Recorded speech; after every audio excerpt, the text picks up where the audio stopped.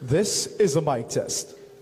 This is a mic test. This is a mic test. This is a mic test. This is a mic test. This is a mic test.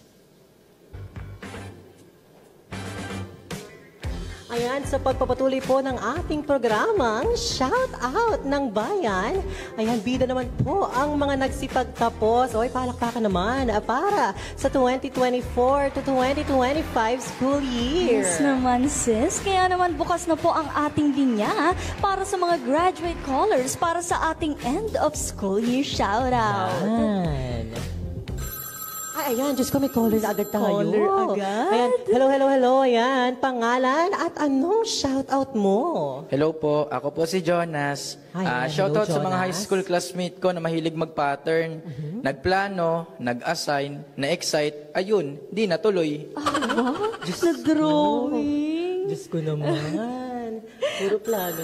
Ayan, for our second caller, pangalan at end of school year shoutout. Hello po, ako po si Mark, Senior High School completer. Shoutout sa ex ko sa kabilang section. Akala ko grade 12 lang ang matatapos, pati pala ating relasyon. Agoy!